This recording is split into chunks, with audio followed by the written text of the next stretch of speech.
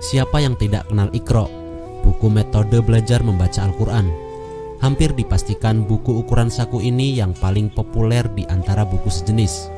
Tidak hanya di Indonesia, metode Iqra ini juga populer di luar negeri, seperti Malaysia, Singapura, Brunei Darussalam, Arab Saudi, bahkan Amerika.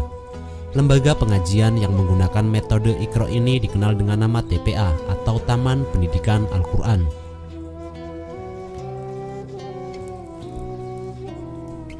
Penyusunnya adalah Kiai Haji As'ad Humam yang fotonya menjadi latar belakang gambar sambul belakang. Beliau juga perintis pembentukan Badan Koordinasi Pengajian Anak-anak atau Bakopa.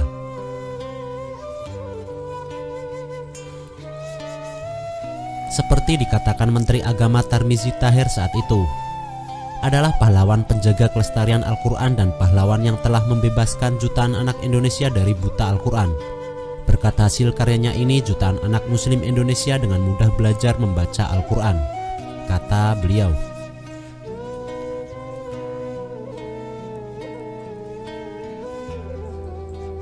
Kiai As'ad Humam mulai mengembangkan metode Iqra sejak akhir tahun 1953. Saat itu beliau mendirikan Persatuan Pengajaran Anak-anak Kota Gede dan sekitarnya. Kemudian pada tahun 1963 beliau mulai menjalin hubungan dengan aktivis pengajian anak-anak di Kota Madya, Yogyakarta dan sekitarnya di Badan Koordinasi Pengajian Anak-anak atau Bakopa.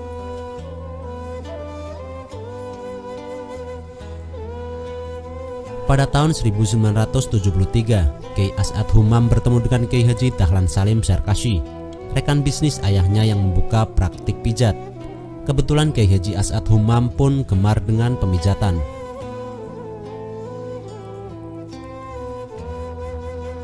Dari perkenalan dengan ini, beliau mengenal metode belajar Al-Quran dengan nama Qiraati. Tahun 1975, Kiai Haji As'ad Humam menggunakan metode Qiraati yang disusun Kiai Haji Dahlan Salim Zarkashi dari Semarang untuk mengajar membaca Al-Quran. Kemudian metode Qiraati ini dicoba untuk dikembangkan oleh Kiai Haji As'ad Humam supaya lebih mudah dalam mengajar cara membaca Al-Quran. Metode hasil pengembangannya ini beliau terapkan sebagai eksperimen dalam mengajar membaca Al-Quran.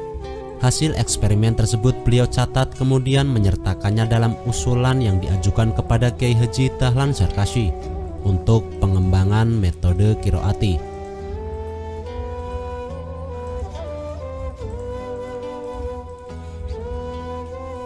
Namun gagasan-gagasan tersebut seringkali ditolak oleh Kiai Haji Dahlan Salim Zarkashi karena menurutnya Qiraati adalah inayah dari Allah sehingga tidak perlu ada perubahan.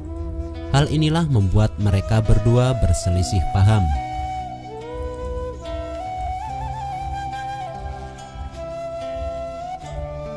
Pada tahun 1983, Kiai Haji As'ad Humam bertemu dengan beberapa pemuda yang peduli dan menaruh perhatian mengajar membaca Al-Quran di berbagai pengajian anak-anak. Anak-anak muda tersebut berhimpun dalam satu wadah yang diberi nama Tim Tadarus Angkatan Muda Masjid dan Musola atau Tim Tadarus AMM. Kemudian Kiai Haji As'ad Humam merumuskan metode belajar Al-Quran sendiri yang beliau beri nama Iqra.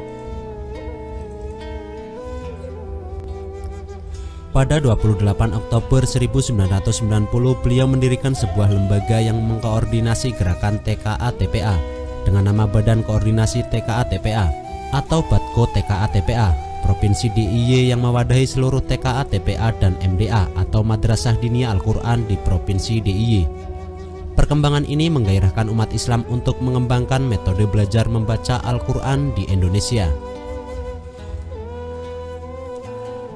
Dari data pada Balai Penelitian dan Pengembangan Lembaga Pengajaran Tartil Quran atau LPTQ Nasional di Yogyakarta tercatat pada tahun 1995, di seluruh Indonesia kurang lebih telah tumbuh unit-unit TKA-TPA sebanyak 30.000 unit dengan santri mencapai 6 juta anak.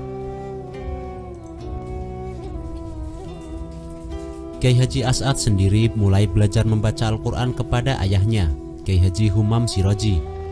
Ketika remaja, Kiai As'ad Humam belajar Al-Quran beserta tajwid dan dasar-dasar ilmu agama pada kakak iparnya, Kyai Suaman Habib. Beliau juga belajar agama di lembaga pendidikan seperti di Masjid Syuhada Yogyakarta, Masjid Besar Kauman, serta di beberapa pondok pesantren.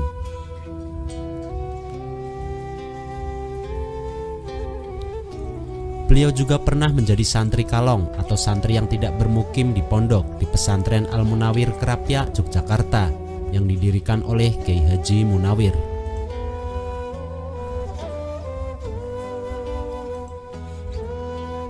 Beliau terdorong menyusun buku metode membaca Al-Quran antara lain karena presentasi generasi muda Islam yang tidak mampu membaca Al-Quran meningkat. Lembaga pengajaran Al-Quran belum mampu mengatasi masalah tersebut, dan metode pengajaran membaca Al-Quran yang selama ini diterapkan di Indonesia, khususnya metode Juz Amma atau Qawaidul Baghdadiyah, sudah saatnya disempurnakan.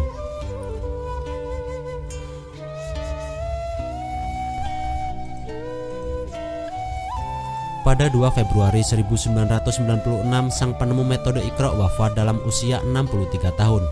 Jenazahnya disolatkan di Masjid Baitur Rahman, Selok Raman, Kota Gede, Jogja, tempat beliau mengabdi. Al-Fatihah untuk beliau.